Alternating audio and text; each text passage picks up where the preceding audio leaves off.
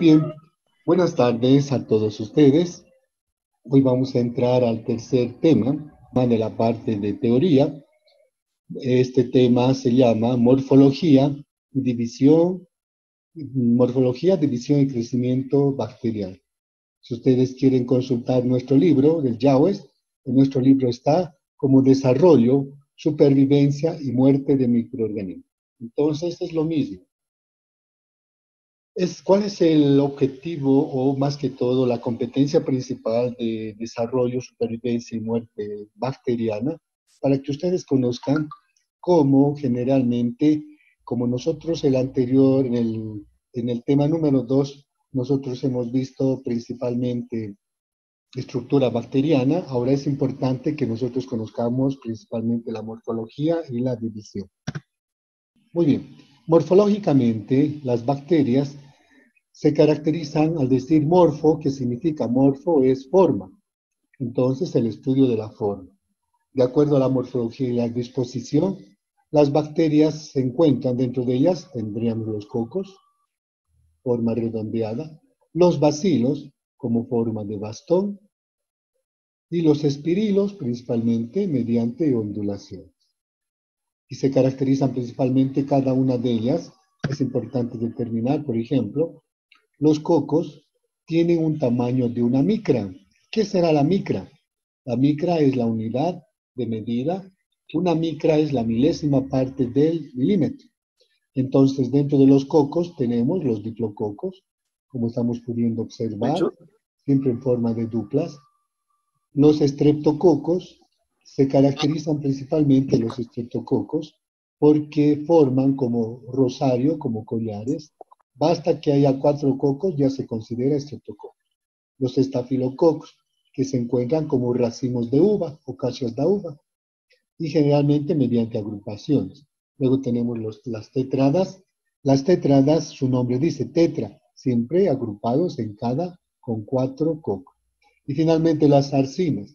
Las zarcinas llegan a constituir principalmente en muchos casos como cubos. Generalmente las zarcinas están formadas por 8 cocos. 1, 2, 3, 4, 5, 6, 7 y en la parte de abajo 8. Forman principalmente como cubículos. Luego tenemos los bacilos. Los bacilos tienen un tamaño de 5 a 8 micras.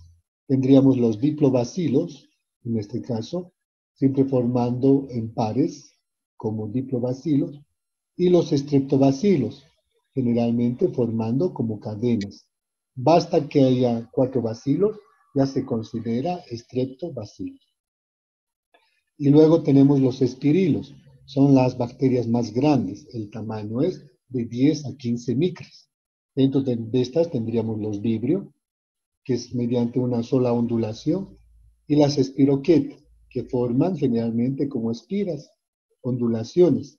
Ejemplo de una espiroqueta tendríamos el Treponema pallidum, agente causal del mal de Chagas. Y si estamos hablando en cuanto a la morfología, las bacterias y al tamaño, el tamaño va a depender de qué factores, principalmente en las bacterias. Depende de la edad de cultivo. Si el medio de cultivo es bastante joven, significa que hay nutrientes, el tamaño de las bacterias van a ser mayores. Si la edad del cultivo, si el medio de cultivo es viejo, significa que se están agotando los nutrientes, también el tamaño de las bacterias va a ser pequeño. Va a depender de la composición también del medio de cultivo y de la coloración que nosotros utilicemos. Al utilizar una coloración o una tinción, la bacteria se retrae, por lo tanto, el tamaño es más pequeño. Y si estamos hablando de las tinciones, nosotros conocemos 2 tipos de tinciones, la tinción de Gram y la tinción de Siemens. Aquí estamos mostrando la tinción de Gram, que está constituida o está compuesta, es una tinción compuesta, que vamos a ver en la parte práctica. Compuesta, ¿por qué? Porque está generalmente constituida por 4 reactivos, como por ejemplo 2 colorantes y un decolorante, el cristal violeta, la solución de Lugol, el alcohol etílico y generalmente vamos a ver la fucsina o la safranina. O sea, es una tinción compuesta.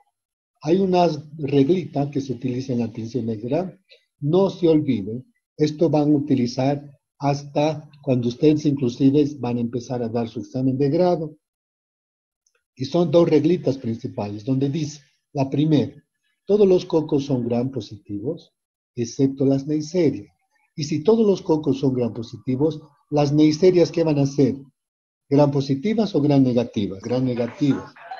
Y la otra reglita van a ser, todos los bacilos son gram negativos, excepto géneros como Corynebacterium, como Bacillus y Clostridium. Si todos los bacilos son gram negativos, Corynebacterium, Bacillus y Clostridium van a ser gram positivos o gram negativos. Y la tinción de Ciel-Nielsen, que es la otra tinción compuesta que utiliza dos colorantes, fucsina, azul de metileno y un decolorante. Para ver los VAR. ¿Qué son los VAR? Hemos visto bacilos, alcohol, ácido resistente. ¿Por qué será que resisten al alcohol, ácido? Porque tienen ácidos micólicos en la pared celular. Y en este grupo tenemos el Mycobacterium tuberculosis y el Mycobacterium leprae, que son a nivel de un corte histopatológico, principalmente estos bacilos que son de color rojo. Tenemos aquí principalmente los componentes del juego de la tinción de Ciel-Nielsen. Entramos a la división bacteriana. Las bacterias se dividen, nunca se olviden, por fisión binaria transversal. ¿Qué significa? Que la bacteria en forma transversal va a dar lugar a dos células hijas. Es decir, para que se realice este mecanismo, generalmente va a estar en función por el tiempo. Por ejemplo, van a empezar a actuar aquí los mesosomas de tabique. Los mesosomas de tabique. Y esos mesosomas de tabique se unen y dividen esta célula bacteriana a nivel del DNA, formando un septo transverso. Y al formar el septo transverso, la separación del DNA bacteriano. Entonces, se forma y separa dos células, formando, y estas serían dos células hijas que tienen las mismas características de la célula madre. Y luego estas células hijas se dividen de la misma manera. Luego esas células hijas de la otra manera, las otras células hijas de la misma manera.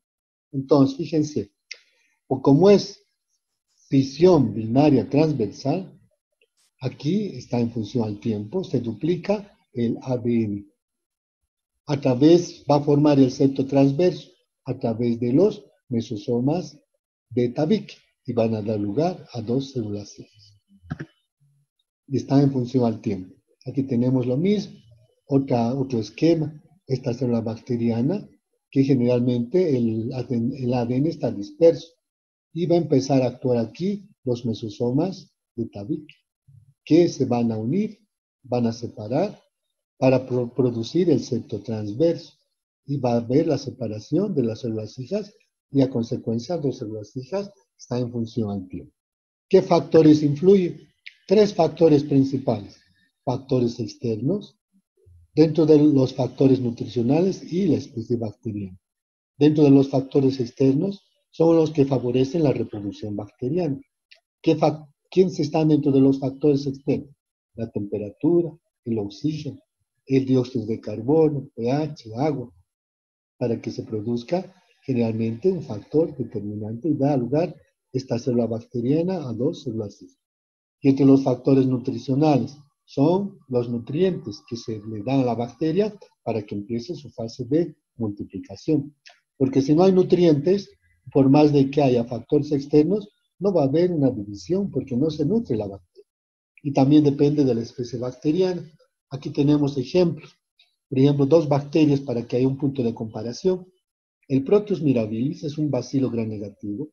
Esta bacteria está involucrada en infecciones urinarias e infecciones gastrointestinales. Fíjense, para que esta bacteria se divida por fisión binaria transversal y dé lugar a dos células hijas, se divide cada 20 segundos. Fíjense qué tan rápido. Luego estas otros 20 segundos. Esta otra 20 segundos. Y la multiplicación es bastante rápida. En cambio, el Mycobacterium tuberculosis que causa la TBC, la división es cada 24 o 48 horas. Es decir, que si tenemos aquí, por ejemplo, el Mycobacterium tuberculosis, se divide por fisión binaria transversal cada 24, 48 o 72 horas. Por eso decimos que depende de la especie bacteriana. Y para que podamos ver nosotros este desarrollo, o esta división bacteriana, vamos a ver a través del crecimiento bacteriano. ¿Y qué es el crecimiento bacteriano? El incremento ordenado del número de bacterias en función al tiempo. ¿Y cómo vamos a ver el laboratorio? A través de la curva de crecimiento, que va a ser exponencial y cuantitativa, que es el logaritmo del número de bacterias en función al tiempo. Y esta curva de crecimiento lo vamos a ver in vitro a nivel de laboratorio. Y generalmente, en cuántas fases se da la curva de crecimiento? En 4 fases. La primera fase, fase de latencia; segunda fase, fase de desarrollo exponencial; fase 3, fase estacionaria; y fase 4, fase de declinación o de mortalidad. ¿Y esto cómo vamos a ver? De la siguiente manera. Nosotros vamos a cultivar la bacteria que está causando el proceso de la infección. Tomamos una muestra y cultivamos. ¿A qué temperatura? 37 grados centígrados más o menos 1 grado centígrado en la estufa bacteriológica. Por eso es un cultivo in vitro, hisopado nasobucofaríngeo. Entonces la bacteria que vamos a cultivar son así pequeñitas. Cuando están en el medio, fíjense cómo adquieren mayor tamaño generalmente las bacterias. Y nosotros podemos ver tomando una muestra. Y vamos a ver principalmente las 4 fases: fase de adaptación fisiológica o de latencia, fase exponencial, fase estacionaria y fase de mortalidad. Para que ustedes me entiendan, en la primera fase se lleva a cabo de aquí a aquí, y esta es una fase de latencia. Aquí existe adaptación y reajuste fisiológico. ¿Qué significa? Por ejemplo, aquí tenemos un paciente con síndrome de dolor de garganta, que puede ser causada por un Streptococcus pyogenes del grupo abetomolítico. Entonces el paciente traga saliva, hay dolor, ardor, las amígdalas hipertrofiadas congestionadas. Entonces solicitamos y mandamos al laboratorio. Le toman la muestra de las amígdalas y cultivan la bacteria a la temperatura de 37 grados centígrados más o menos 1 grado centígrado. Entonces, si estamos diciendo adaptación fisiológica, estas bacterias que hemos colocado en este medio nuevo se adaptan, y al ver que hay nutrientes van a empezar a utilizar. No se van a multiplicar, solo van a utilizar para aumentar su metabolismo, para aumentar las macromoléculas. La consecuencia solo va a haber engorde, podríamos decir en forma simple, para que la bacteria se multiplique. Entonces, debido a ello, esas bacterias en el medio de cultivo que es in vitro, va a haber adaptación y reajuste fisiológico. Fíjense, no hay crecimiento, está plano. La curva de crecimiento es el logaritmo del número de microorganismos en función al tiempo.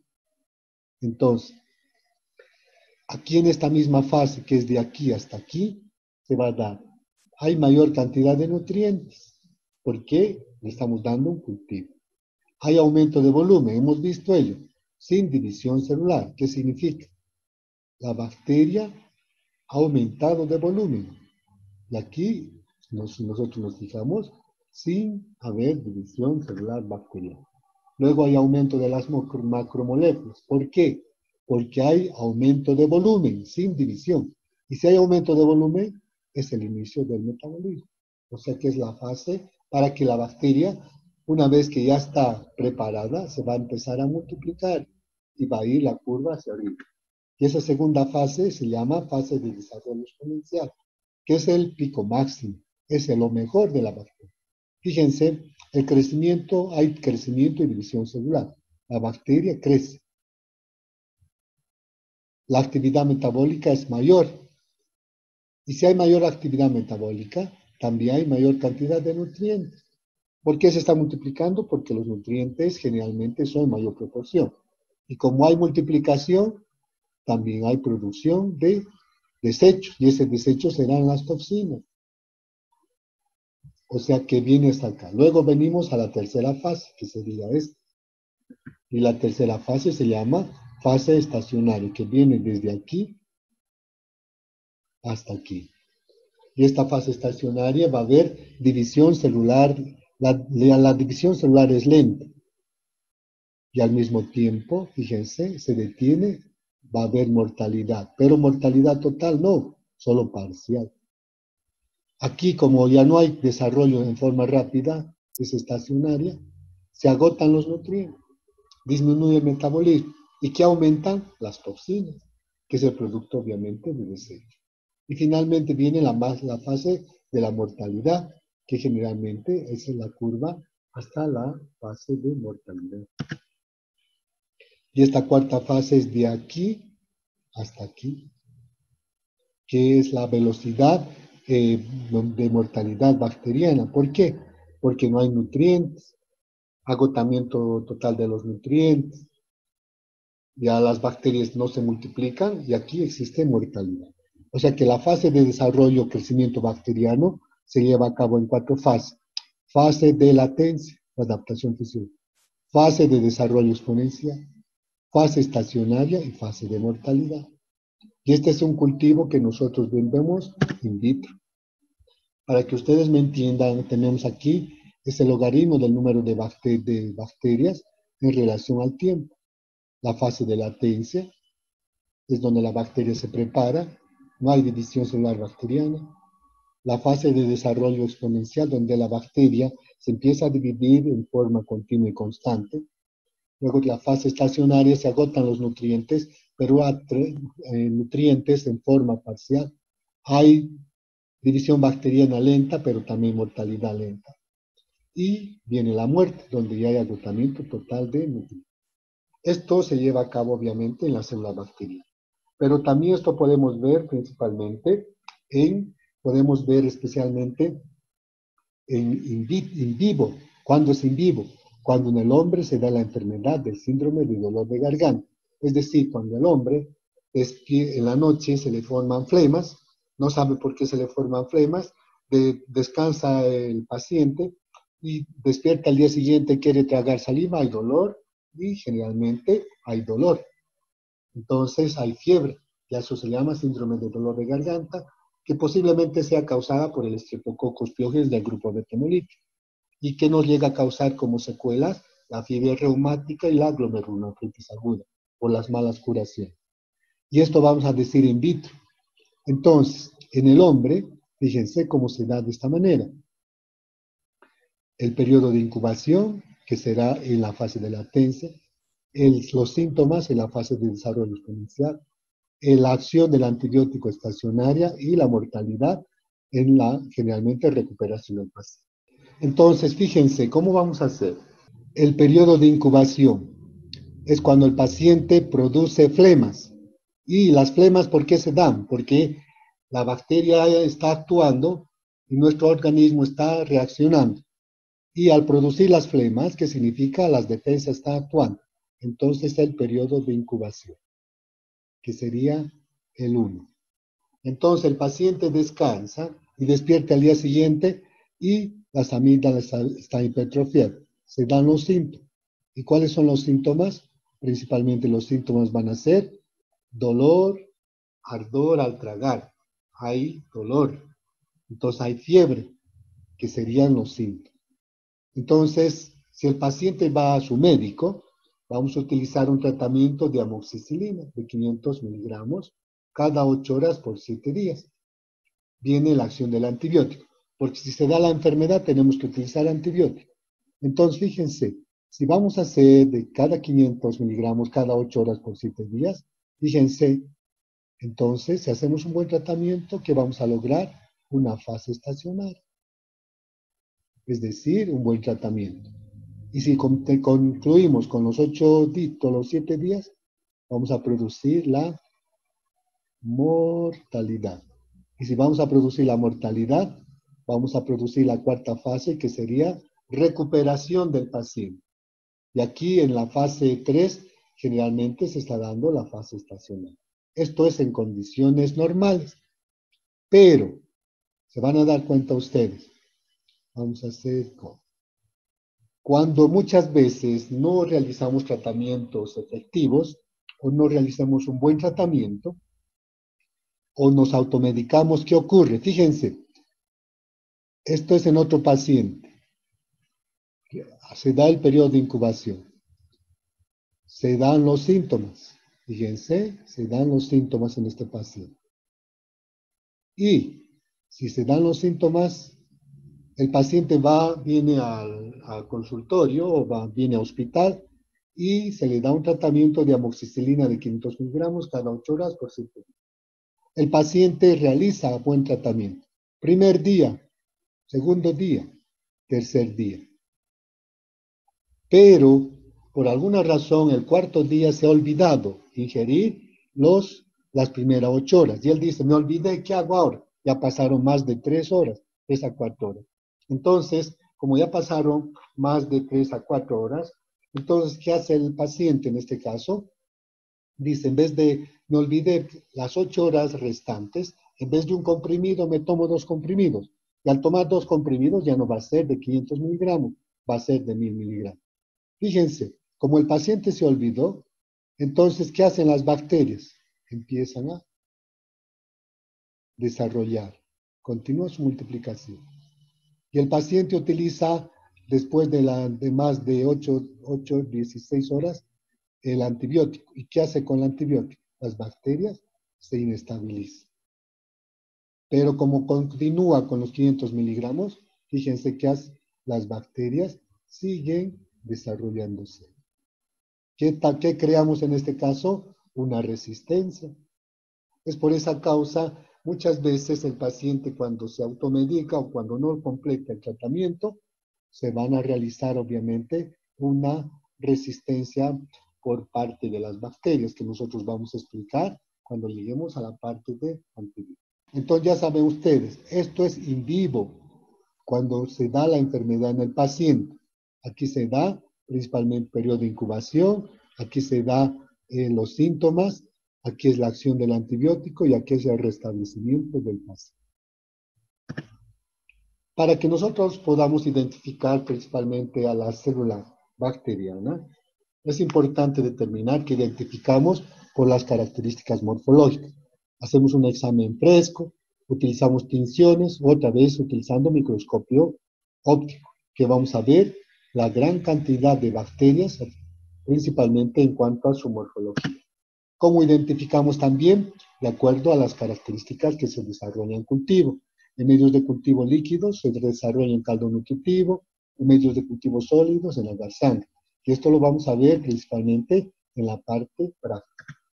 También podemos identificar para ver qué bacteria está causando el proceso infeccioso a través de la actividad bioquímica. Generalmente a las bacterias les gusta hidratos de carbono, como las glucosa, maltosa, sacarosa. Y debido a los cambios, nosotros vamos a identificar el nivel de laboratorio. También se le debe dar a la bacteria para la identificación, para sus procesos metabólicos, oxígeno, pH, temperatura.